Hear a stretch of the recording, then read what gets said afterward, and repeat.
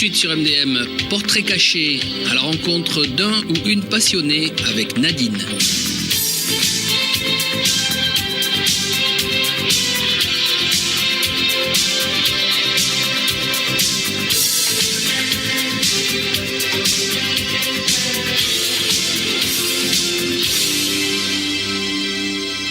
Bonjour et bienvenue sur le nouveau portrait caché. Alors aujourd'hui je retrouve Véronne. Nous avions fait il y a un peu plus d'1 an une émission. Alors Véronne est une artiste plasticienne qui est donc arthurienne, c'est bien comme ça qu'on dit? Oui, athurine. Athurine, à chaque fois je me trompe. On t'avait rencontré chez Philippe parce que tu avais fait une exposition à l'époque sur du vinyle. Tu as un parcours très intéressant et on en viendra à ce que tu as fait dernièrement. Qu'es-tu devenu depuis tout ce temps? Depuis l'exposition à Vinyle Café où on avait fait une expo 100% Rolling Stone, où j'avais travaillé notamment des disques vinyles en déchets, où j'avais exploité les sillons.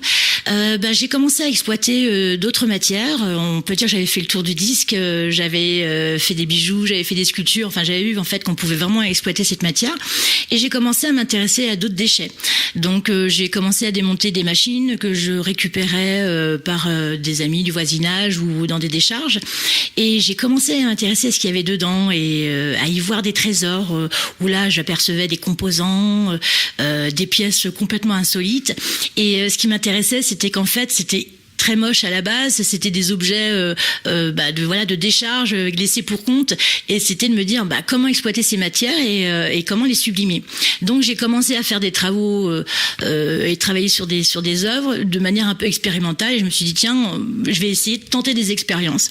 Donc à partir de là, j'ai commencé à faire des tableaux et des sculptures avec des boulons, des vis, des intérieurs de téléphones portables et j'ai commencé à évoluer comme ça. Donc je dirais pas que j'ai quitté le vinyle, on va dire, parce qu'on avait mis un peu l'étiquette de Madame Vinyle, je faisais beaucoup de portraits d'artistes, David Bowie, choses et autres. Et c'est vrai que les portraits m'intéressent beaucoup aussi, mais on va dire que je suis plutôt une nomade de matière et je suis très fascinée par tout ce qui est art optique, cinétique, c'est-à-dire l'effet pixel, lecture, les tableaux à plusieurs lectures, on va avoir une lecture sur le côté, le profil, voilà. Donc j'ai commencé à expérimenter des choses et je me dis donc à chaque fois que je crée avec une matière, je redécouvre la matière, je dois redécouvrir comment l'exploiter et essayer justement de vous titiller l'œil avec ça et de vous inciter à trouver ce matériau immonde extrêmement joli. Tu as mis des mois à expérimenter ça, d'après ce que je crois, mais entre-temps, tu avais quand même fait quelques expositions locales et tu étais même allé à Bordeaux, je crois d'ailleurs. Oui, j'avais fait des expos justement par rapport à mes portraits. J'avais pas mal fait d'expos, on va dire, dans les salons du disque, puisqu'à l'époque, quand je travaillais les portraits, j'étais très très rock, puisqu'on fait beaucoup de concerts avec mon mari. Et donc j'avais commencé à faire des expos sur Bordeaux, sur Toulouse et autres. Et puis donc là, j'ai commencé, on va dire, à évoluer dans l'art, à essayer en fait de me compliquer la tâche en essayant de faire des choses de plus en plus complexes et où il n'y a pas encore une façon de faire. Donc c'est l'expérimentation et donc à partir de là, j'essaye à chaque fois dans des expos de montrer différents travaux avec différentes matières. Donc voilà. Et puis j'avais exposé à Marciac. Là, c'était une très belle aventure, 2 années de suite pendant le festival de jazz. Et donc là, j'ai rencontré des belles personnes qui avaient déjà un regard assez averti sur le milieu de l'art, parce qu'on sait que Marciac, en plus du festival, c'est quand même un rendez-vous. Il y a pas mal d'artistes locaux, voire même internationaux, qui viennent en fait exposer leur travail. Je vois que mon travail interpelle un peu, c'est-à-dire que, alors je dirais pas du jamais vu, mais puisque le recyclage, il y a déjà d'autres artistes qui le travaillent, mais ma façon de le traiter était différente. Et notamment il y a 2 ans, il y a un monsieur qui passe et qui me dit vous devriez exposer au Louvre, c'est pas possible, parce que j'avais justement fait un portrait, j'avais repris le portrait de la Mona Lisa que j'avais retravaillé essentiellement avec un intérieur d'ordinateur, des composants et autres. Donc j'avais pris cette information d'une manière rigolote en disant ouais, ça peut être sympa, mais non, je suis naturine, les Landes me conviennent et puis la vie ici est parfaite.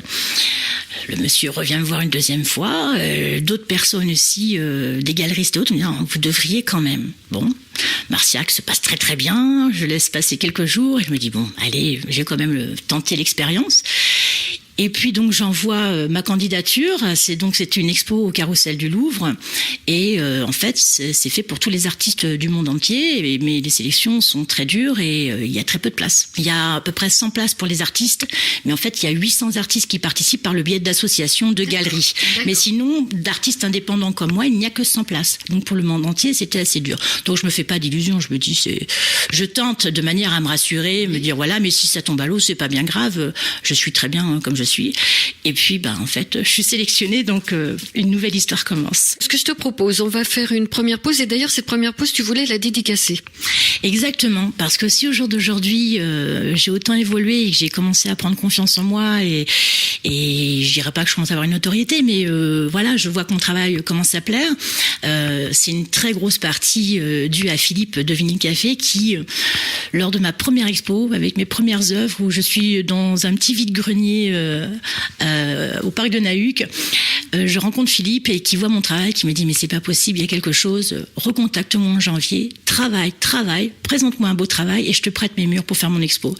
Donc en fait c'est lui qui m'a poussé à avancer et qui me prête ses murs et où je vends ma première toile et que je commence un petit peu à évoluer. Donc c'est une grosse partie à mon mari et puis voilà, à d'autres personnes, mais si je l'avais pas rencontré, je serais sans doute peut-être pas à ce jour-là ici. Donc pour lui rendre hommage, je voudrais en chanson, une chanson de David Bowie.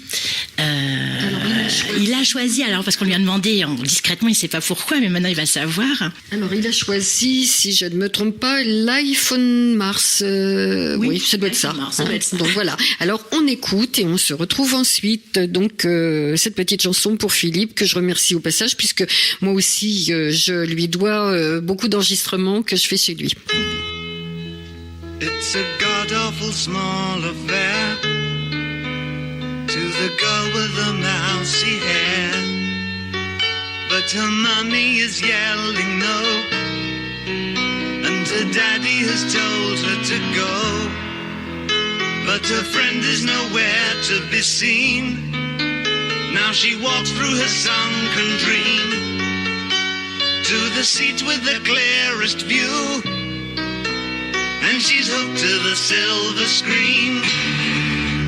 But the film is a sad thing for she's lived it 10 times or more.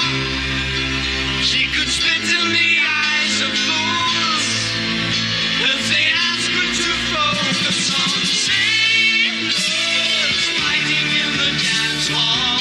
Oh man, look at those cavemen go. It's the freakiest show. Take a look at the long man beating up the wrong guy. Oh man, wonder if you'll ever know who's in the best-selling show. Is their life on Mars?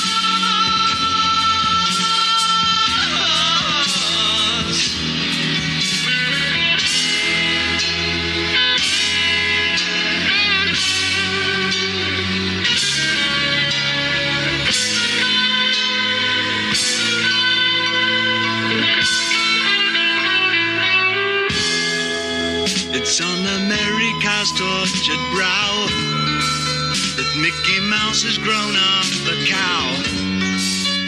Now the workers have struck for fame, 'cause Lennon's on sale again. See the mice in their million hordes, from Ibiza to the Norfolk Broads. Rule Britannia is out of bounds, to my mother, my dog and clowns. But the film is a sad thing for, 'cause I wrote it 10 times or more. It's about to be writ again, as I ask you to focus on sailors fighting in the dance hall. Oh man, look at those cavemen go. It's the freakiest show. Take a look at the long man beating up the wrong guy. Oh man, wonder if you'll ever know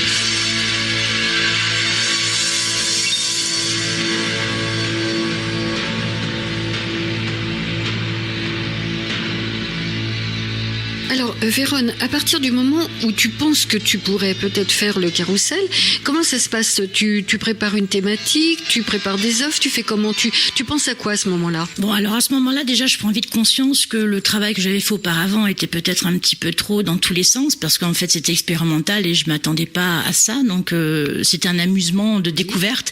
Là, je me dis, il faut quand même que ce soit un peu plus sérieux quand même, parce que là-bas, il y a des pointures, donc il faudrait que ce soit un peu plus cohérent. Donc, du coup, allant dans différentes matières, je me suis dit, bon, on va pas me reconnaître. Et je me suis dit, pourquoi pas proposer un thème déchets d'œuvres, c'est-à-dire de reprendre des œuvres contemporaines et de les retravailler avec des déchets. Donc, je commence à élaborer, on va dire, des œuvres, à essayer de penser quelles œuvres je vais pouvoir retravailler, celles qui m'interpellent, on va dire. Et donc, à partir de là, j'avais fait un premier travail où j'avais gagné le premier prix d'artiste en herbe avec mon portrait de Mona Lisa. Oui. Donc, c'était l'année d'avant. Et c'est en fait, quand j'ai posé ma candidature au Carrousel, c'est celle-ci qui m'a fait d'être sélectionnée. Donc, je me suis dit, j'ai continué ce travail-là. Et je me suis dit, voilà, j'avais envie de retravailler les Nuits étoilées de Van Gogh. Et en allant chez une amie, justement, en période d'hiver, c'est en décembre, elle finit son bidon de fioul et elle va pour le jeter à la poubelle. Et je vais dehors, je m'aère et je commence à trifouiller le bidon. Et je dis, mais en fait, il est magnifique. Donc, je vais essayer de l'exploiter. Et c'était de faire les Nuits étoilées 100% bidon de fioul. Donc j'ai exploité 20 bidons de fioul en n'ayant quasiment pas de déchets. Le but c'était de rejeter le moins possible du déchet de l'origine. Donc j'ai travaillé là-dessus. Ça m'a pris pratiquement 6 mois et j'ai travaillé, on va dire, 4-5 œuvres en même temps parce que je me suis dit, si je suis prise, c'est en octobre, il va pas falloir que je traîne. Donc on est à quelle date là à ce moment-là ? Là, on est courant décembre. Donc dès janvier, je commence à élaborer et je reçois en fait la réponse comme quoi j'ai été sélectionnée. Les premières semaines, je suis un peu perdue. Je me dis, oh là, qu'est-ce que je vais faire ? J'ai très peu de temps, en fait. Très peu de temps. En octobre, ça va très vite. Donc, voilà, j'ai travaillé nuit et jour. J'ai pas eu de week-end, pas de vacances, rien. Et je me dis, il faut vraiment que je sois à la hauteur de cet événement. Faut que je ne lâche rien. Donc, j'ai travaillé sur donc les Nuits étoilées de Van Gogh. Ensuite, j'ai fait Regard sur les vices de l'homme, qui est en fait un clin d'œil à Michel-Ange, le tableau où Dieu donne vie à Adam à la chapelle Sixtine. Là, donc, je retravaillais essentiellement avec des déchets de machines, des intérieurs de vis et autres. J'ai travaillé aussi le baiser de Klimt, une interprétation du baiser de Klimt. Donc, c'est le tableau représente un homme qui se penche sur une femme et qui lui fait un baiser sur une joue. Et moi, je l'ai appelé 2 secondes plus tard, parce que 2 secondes plus tard, les choses peuvent changer, peuvent évoluer. Et donc, c'était de représenter en fait un homme qui embrasse sur la bouche d'une femme, de la femme. Et c'était, comme je suis fascinée par les tableaux à plusieurs lectures, je me suis dit ça pourrait être intéressant de faire une sculpture. Donc j'ai dû créer la sculpture, partir sur une base de terre cuite, qui ensuite m'aura servi à y couler mon silicone pour que mon silicone me fasse mon négatif pour couler ma résine et faire mes incrustations de nappes de téléphone portable, parce qu'en fait ces nappes sont oranges. Et Klimt travaillait beaucoup ses tableaux avec des feuilles d'or, du noir, donc c'était intéressant. Donc j'ai travaillé de la résine noire avec des nappes oranges de téléphone portable, de lecteur CD. Et c'était de jouer en fait la projection, c'est-à-dire qu'on a l'impression d'avoir, pour ceux qui veulent voir sur mon site www.t.es.unique ou sur Facebook Vérone, vous verrez en fait, voilà, on a l'impression d'avoir une sculpture complètement abstraite, mais en projection, eh bien, on a l'homme en fait qui embrasse la femme. Donc c'était de montrer qu'avec des matériaux en fait très moches, très quelconques, si on sait les exploiter, on peut vraiment s'amuser et justement jouer avec le regard, les choses à plusieurs lectures. Et là, je voulais montrer en fait la projection de l'ombre, ce que ça pouvait donner. Ensuite, j'ai repris Guernica de Picasso, que je suis venue travailler pareil avec des déchets, 100% déchets. Même les cadres sont faits aussi avec des chutes de tôle que je vais trouver dans la décharge. Voilà, et d'autres œuvres. Donc ça a été, on va dire que J-1 heure, j'étais encore en train de bosser, on va dire même la veille, c'était les finitions, parce que c'était très très short, mais ravie quoi. La question que je me pose, parce que il y a des œuvres grande. Tu connaissais ton espace au moment où tu es partie, ou comment ça s'est passé? Alors oui, en effet, au début, donc j'apprends que je suis sélectionnée, donc ça c'est déjà super. Et ensuite, on a des propositions d'espace, sachant que voilà, rien n'est gratuit, c'est-à-dire que si on veut des choses supplémentaires, la sélection pour y rentrer, c'est une chose, mais après, c'est de savoir si on veut un grand espace avec des cloisons hautes, des luminaires et autres. Donc moi, j'avais pas énormément de moyens, donc j'ai pris le plus petit espace qui était, je crois, 6 mètres carrés, avec aucun ajout, juste 2 spots. Et puis je me suis dit bon, le principal c'était d'y être. Donc à partir de là, je me suis fait un plan de mon espace en taille réduite en carton, et j'ai commencé à élaborer ce que j'allais pouvoir mettre et comment le positionner, penser à l'éclairage perso, voilà, de ce que j'allais pouvoir amener au niveau éclairage. Et puis après, je me suis dit bon, on verra sur place. Après tout, les œuvres vont parler d'elles-mêmes. Il y a une part de travail, après une part d'improvisation et une part de génie. On fait une deuxième pause. C'est Au bout du rouleau, la chanson, et c'est Aubert qui la chante.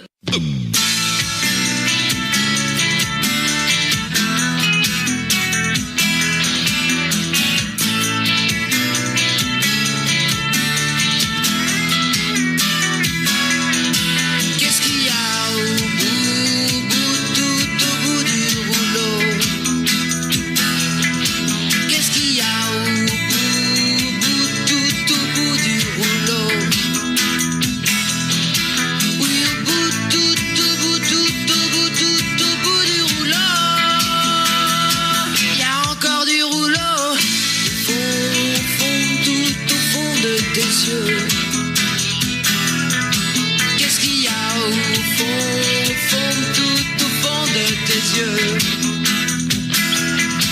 Oui, au fond, tout au fond, tout au fond, tout au fond de tes yeux. Encore un peu de feu, encore un peu,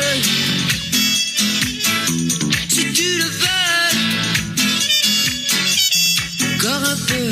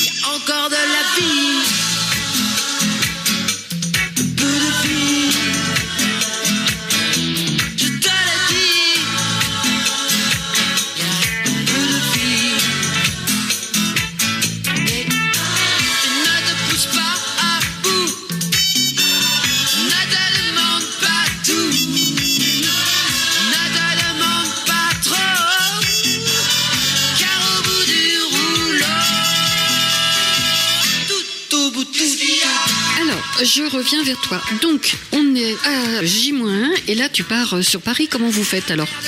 Bon, alors là, du coup, déjà, il faut faire toutes les boîtes parce que c'est bien de créer, mais en fait, il faut faire l'emballage. En plus, comme je travaille j'ai fait un travail de tableaux sculpturaux avec du volume, donc je commence à fabriquer les boîtes. On part avec mon camion. Mon fils loupe l'école et on monte donc à Paris. Et là, on découvre les coulisses du Carrousel du Louvre. Donc là, ça c'est assez magique. Déjà de rentrer dans les coulisses où en fait c'est là où il y a les grands tableaux de Picasso, des œuvres en fait. C'est incroyable. C'est super beau. Donc là, on voit vraiment des grandes des grandes portes, un peu coffre-fort. Alors bien sûr, on va pas de ce côté-là. Nous, on va un petit peu plus loin, on rentre dans une autre coulisse. Et puis bon, alors là, c'est le Tetris pour essayer de récupérer des chariots, d'installer, découvrir le lieu qui est déjà tout décoré, qui est magnifique. Enfin, c'est somptueux, c'est magnifique. Donc voilà, à partir de là, on a, je crois, 4 heures pour s'installer à mon souvenir. Donc c'est un petit peu la cohue. On est un peu en panique, on essaie un petit peu de se calmer parce qu'on est tous fatigués. Il y a tous les artistes autour qui sont là, en train d'installer les stands, il y a du bruit partout. Mais bon, c'est assez sympa. On va dire que moi, je suis carrément surexcitée. Je découvre ça comme les yeux d'une petite fille. Donc, on arrive enfin à se dire, OK, en fait, ce que j'avais fait sur le plan, on a tout remis en question. Ça n'allait pas du tout. On a juste gardé la grande place au fond pour mettre le grand tableau, Les Nuits étoilées de Van Gogh, parce que c'était les monumental. Il fait 2 mètres par un peu plus d'1,50 m. Donc, lui, il avait sa place attitrée. Après, on a dû revoir tout et puis le faire un petit peu comme ça à la va-vite. Et le soir, vernissage, en étant trempé, les cheveux décoiffés, voilà, vous pouvez pas changer de toute façon, donc puisque nous ne vivions pas sur place. Et à partir de là, l'aventure commence. Alors, il y a des anecdotes. Alors déjà, bon, tu as eu la chance d'avoir des amis qui se sont déplacés, mais alors surtout, tu fais une rencontre incroyable. Oui, génial. Donc bon, déjà, je remercie tous mes amis, Jérémy, Maxence, Alexandre. J'en oublie encore plein d'autres parce que voilà, le moment c'était magnifique. On fait le voyage pour venir me voir et me faire la surprise. Et dans l'allée, je tombe nez à nez sur un monsieur et je me dis, mais tiens, cette tête me dit quelque chose. Et lui me regarde.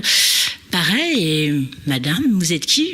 Mais je regarde, je suis Philippe, oui, et je lui montre mes yeux, et il me fait Véronique, ma nièce. Et donc, c'était mon oncle que je n'avais pas revu depuis 30 ans, parce que voilà, les familles étant séparées avec les divorces et autres, donc on avait coupé, on va dire, les liens.